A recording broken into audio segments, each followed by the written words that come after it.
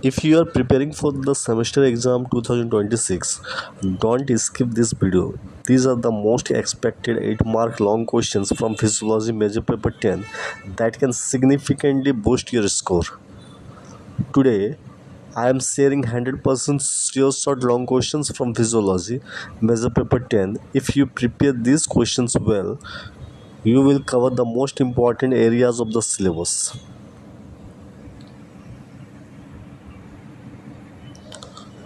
Most students study the entire syllabus without knowing what is really important. In the next few minutes, I will show you the questions that deserve your maximum attention. Before you start your revision, make sure these long questions are on your preparation list. These topics are repeatedly important and highly exam oriented for semester exam 2026. Hello students, welcome back to SS Zoology. In today's video, I will discuss the most expected 8-mark long questions from Physiology Major Paper 10 for semester exam 2026. These questions are highly important, exam oriented, and can help you focus your preparation on the most scoring topics. So watch this video till the end and note down every question carefully.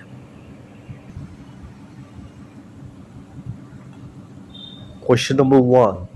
Describe the structural organization of the gastrointestinal tract and explain the functions of its associated gland. तो आपको करनी क्या है, इनका जो structural organisation होता है किसका, गैस्ट्रो इंटेस्टाइनल ट्रैक्ट का, ठीक है, मतलब जीआई ट्रैक्ट की बात करें, उनके बारे में आपको क्या करना है, डिस्क्राइब करनी है और उसको एक्सप्लेन करना, उनके क्या फंक्शन, मतलब उनसे जो जुड़ा हुआ एसोसिएटेड ग्लैंड उनकी क्या फंक्शन है उनको समझाना है. Next question, question number 2. Explain the mechanical and chemical digestion of food in human. Human में जो केमिकल डाइजेशन होती है या मैकेनिकल डाइजेशन होता है फूड का, उनको एक्सप्लेन करनी है, ठीक है. Question number 3.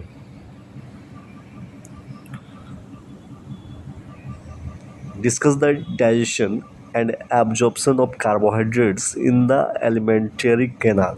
तो आपको क्या बतलाना है इसमें, आपको डाइजेशन के बारे में, डाइजेशन को जोर दीजिएगा, ठीक है. डाइजेशन ऑफ कार्बोहाइड्रेट के बारे में समझाना है, किस तरह से एलिमेंट्री कैनाल में कार्बोहाइड्रेट का डाइजेशन होता है और किस तरह से उनका एब्जॉर्प्शन होता है, इनके बारे में आपको डिस्कस करनी है. Question number 4. Describe the digestion and absorption of proteins with suitable diagram. आपको एक सुइटेबल डायग्राम देना होगा, इसमें आपको क्या समझाना है, डाइजेशन ऑफ प्रोटीन और एब्जॉर्प्शन ऑफ प्रोटीन को. Question number 5. Explain the digestion and absorption of lipids in human. तो लिपिड्स के बारे में, उनका डाइजेशन कैसा होता है, एब्जॉर्प्शन कैसा होता है ह्यूमन में, वो आपको समझाना है. Question number 6. Discuss the absorption of water, minerals and vitamins in the small intestine. Small intestine में किस तरह से वाटर का, मिनरल का और विटामिन का एब्जॉर्प्शन होता है, वो आपको डिस्कस करनी है. Question number 7. Explain the hormonal control of digestive secretions in the gastro intestinal tract. आपको ये बतलाना है कि किस तरह से हार्मोनल कंट्रोल होते हैं digestive secretion in the gastro intestinal tract पे, ठीक है. तो इनमें से जो सबसे ज़्यादा इम्पोर्टेंट मुझे लग रहा है वो है आपका ये चारों क्वेश्चन, आप अच्छी तरह से पढ़ लेना, ठीक है. चारों question means this 4 question are most important. Okay, ऐसी बात नहीं कि बाकी नहीं पढ़नी, बाकी भी पढ़नी है आपको. अगर सबसे अच्छा परसेंटेज उठाना तो ऑब्वियसली आपको क्या करना, 2 यूनिट को अच्छा तरह सबको पढ़ना. 2 यूनिट, 4 यूनिट है आपका, तो यूनिट 1 या यूनिट 2, ये 2 को अच्छी तरह से पढ़िए. अदरवाइज आप क्या करो, यूनिट 3 यूनिट 4 को पढ़िए, कोई भी 2 यूनिट को अच्छी तरह से पढ़िए ताकि सारा क्वेश्चन को आप अटेम्प्ट कीजिए, प्रैक्टिस कीजिए, उनको लिखिए, 3-4 पेज आंसर लिखिए, ठीक है ना.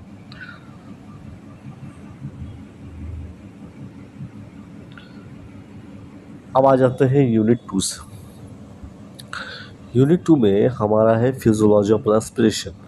तो इनमें जो सबसे ज़्यादा इम्पोर्टेंट क्वेश्चन है वो है फर्स्ट क्वेश्चन, दैट इज पहला जो क्वेश्चन है वो है describe the histology of trachea and lungs with neat लेवल डायग्राम। आपको क्या करना है, आपको ट्रैकिया का हिस्टोलॉजी बतलानी है और लंग्स के बारे में बतलाना है, उनका हिस्टोलॉजी बताना है डायग्राम के साथ, लेबलिंग करनी पड़ेगी, ठीक है। क्वेश्चन नंबर 2 जो सबसे इम्पोर्टेंट क्वेश्चन बनते हैं वो है explain the mechanism of respiration and pulmonary ventilation. ठीक है, इनके बारे में समझाना है आपको। यहाँ थोड़ी सी नॉइज़ पॉल्यूशन हो रही है, फैन चल रहा है, कूलर चल रहा है, और बगल में क्या है कि यहाँ पे थोड़ी सी गाड़ियाँ चलती है, व्हीकल चलती है, तो ये प्रॉब्लम है यहाँ पे, ठीक है। लेकिन आपकी एग्ज़ाम को मैं ध्यान में रखते हुए मैंने क्वेश्चन बनाया है, तो आप इनको पढ़िए। आपके पास ये सारा क्वेश्चन होनी चाहिए, अब तक आपको ये सारा क्वेश्चन प्रिपरेशन हो जाना चाहिए, ठीक है ना। एग्ज़ाम जाने से पहले ये वीडियो ज़रूर देखिए और देखिए कि ये सारे क्वेश्चन आपके दिमाग पे है या नहीं है, ठीक है। Question number 3 define respiratory volumes and capacities. Respiratory volumes क्या होता है, कैपेसिटीज़ क्या होता है, discuss their physiological significance, physiological significance के बारे में समझाना। Question number 4 explain the transport of oxygen and carbon dioxide in blood. आपको ब्लड में क्या करना है, ऑक्सीजन का ट्रांसपोर्ट और कार्बन डाइऑक्साइड का जो ट्रांसपोर्ट है उनको एक्सप्लेन करनी है, ठीक है। Question number 5 describe respiratory pigments. Respiratory pigment किनको कहते हैं हम, मन उनको डिस्क्राइब करनी है। And explain the oxygen haemoglobin dissociation curve, है ना। तो ये आपको एक्सप्लेन करना है, जो कि ऑक्सीजन हेमोग्लोबिन को ऑक्सी हेमोग्लोबिन का बोल पाओगे, ठीक है। उनका डिसोसिएशन कर्व के बारे में आपको एक्सप्लेन करना है। Question number 6 discuss the factors affecting the oxygen haemoglobin dissociation curve. मतलब या ऑक्सी हेमोग्लोबिन डिसोसिएशन कर्व भी आप बोल सकते हो। तो उसका कौन कौन सा फैक्टर्स होते हैं जो अफेक्ट करते हैं, उनको डिस्कस करनी है। Question number 7 explain the neural and chemical control of respiration in human, ठीक है। तो इनमें से मुझे लगता है जो सबसे ज़्यादा इम्पोर्टेंट क्वेश्चन बन सकते हैं वो आपका कुछ हो ना हो, एक क्वेश्चन आपका होगा transport of oxygen carbon dioxide in blood, सबसे ज़्यादा इम्पॉर्टेंट है। दूसरा जो क्वेश्चन यहाँ पे सबसे ज़्यादा इम्पॉर्टेंट है वो है mechanism of respiration and pulmonary ventilation. तो ओवरऑल अगर आप देखना चाहोगे तो यहाँ से भी आप 4 क्वेश्चन लेकर चलो, ठीक है। 4 क्वेश्चन कंटिन्यूसली आप इसको बढ़िया से पढ़ लीजिए। ऐसा बात नहीं कि बाकी नहीं पढ़ना है, बाकी पढ़ना है, लेकिन चारों को ज़्यादा प्रैक्टिस कीजिए। तो इनमें से मैं 2 बता रहा हूँ जिससे जो सबसे ज़्यादा लगते हैं इंपॉर्टेंट, वो है mechanism of respiration and pulmonary ventilation. Second question बन सकता है transport of oxygen and carbon dioxide in blood, ठीक है ना। बाकी भी देख लीजिएगा, बाकी मैं, हाँ ना, आपको प्रैक्टिस करनी है, बहुत टाइम है अभी। आ जाते हैं क्वेश्चन नेक्स्ट यूनिट से।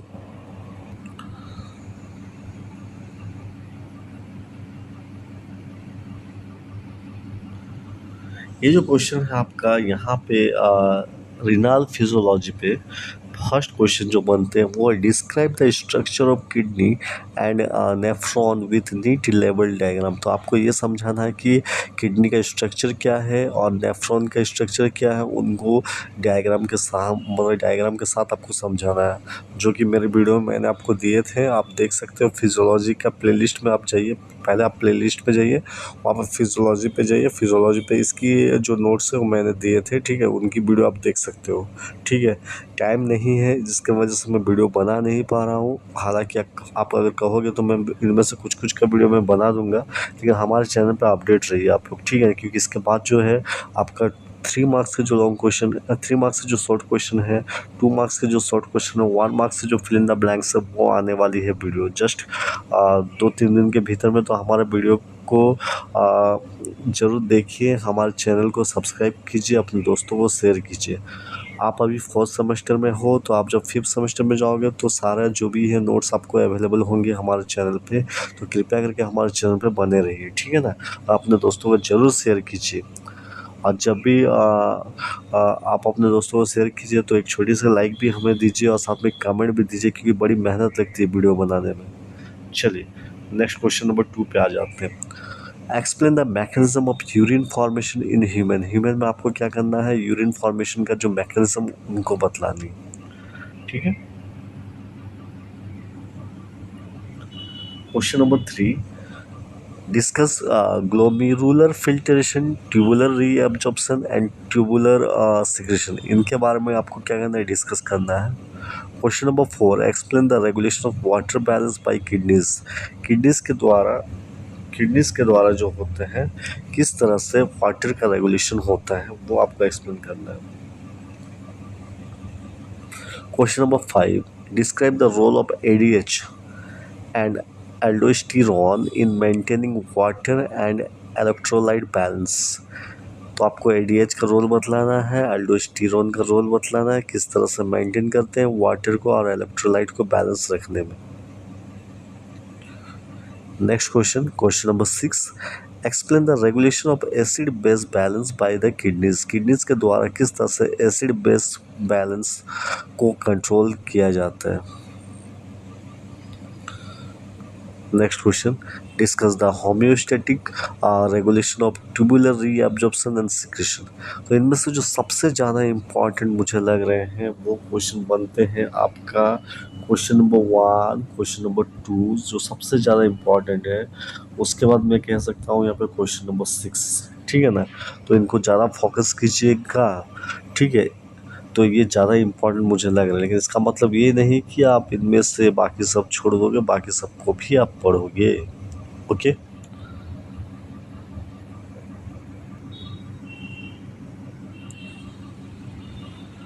अब आ जाते हैं यूनिट 4 पे, आपका blood and physiology of heart से, ठीक है ना। तो ये जो है इसमें से जो लॉन्ग क्वेश्चन पूछे जाएंगे, जो सबसे ज़्यादा इम्पोर्टेंट लॉन्ग क्वेश्चन बनते हैं वो क्या है, देखते हैं।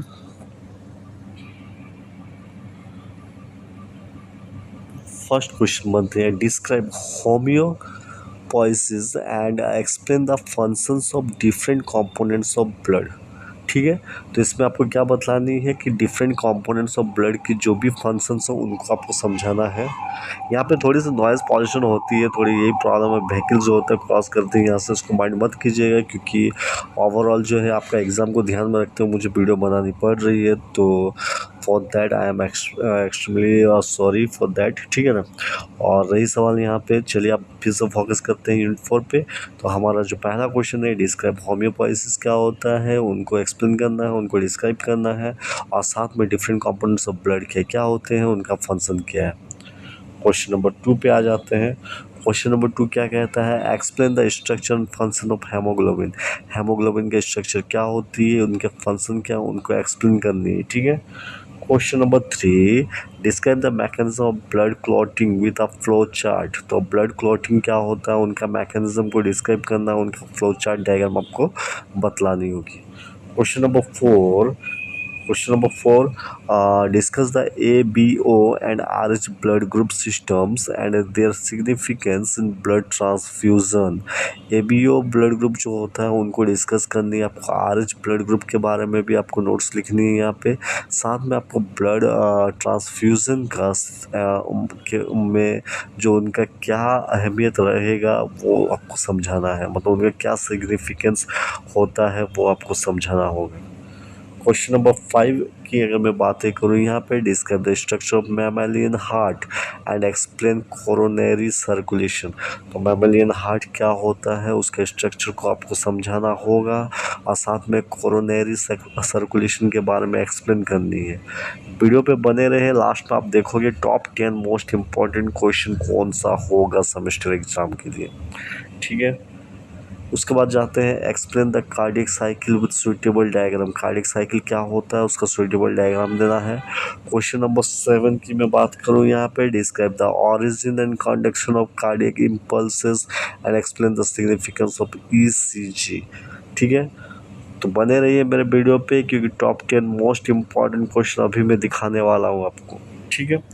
तो ये जो है यहाँ पे भी मुझे जो लग रहा है सबसे ज़्यादा इम्पोर्टेंट क्या बन सकता है आपका, यहाँ पे सबसे ज़्यादा चांसेस है कार्डियक साइकिल पे क्वेश्चन पूछा जा सकता है, आपको क्वेश्चन ज़्यादा पूछा जा सकता है हेमोग्लोबिन के स्ट्रक्चर पे।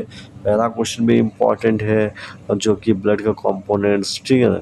इसके अलावा आपको पांचवा वाला भी क्वेश्चन इम्पॉर्टेंट है कि describe the structure of mammalian heart, ठीक है। और लास्ट भी जो है इम्पोर्टेंट देख लीजिएगा। तो ओवरऑल ऐसे बात नहीं कि ये सारा क्वेश्चन को ही आपको पढ़नी पड़ेगी। चलिए, तो मैंने जितने सारे क्वेश्चन आपको बताए यूनिट 1 टू यूनिट 4 उनको आप देख लीजिएगा। अभी हम लोग देखेंगे टॉप 10 मोस्ट इम्पॉर्टेंट क्वेश्चन क्या सेमेस्टर एग्जाम के लिए। ये जो है अभी जो मैं दिखाने वाला हूँ उसको मैं भगवान नहीं हूँ, बट फिर भी इनको सिर्फ आपके ये आइडिया में होना चाहिए कि ये सब क्वेश्चन इम्पॉर्टेंट है, ठीक है ना। तो यहाँ पे आ जाते हैं, पहला क्वेश्चन जो बनते हैं वो है जो हम लोग यूनिट 1 पे देखे थे, ठीक है ना, जीआई ट्रैक्ट से। तो ऑब्वियसली यहाँ पे भी सबसे ज़्यादा इम्पोर्टेंट मुझे लगता है जीआई ट्रैक्ट है, उनकी एसोसिएटेड ग्लैंड्स, मतलब उनसे जो जुड़ा हुआ जो भी ग्लैंड्स हो, मतलब structure of GI tract and associated gland सबसे ज़्यादा इंपॉर्टेंट है। सेकंड क्वेश्चन बन सकता है डाइजेशन एब्जॉर्प्शन से, किसका, कार्बोहाइड्रेट, प्रोटीन और लिपिड से। थर्ड क्वेश्चन बन सकता है mechanism of respiration, pulmonary ventilation से।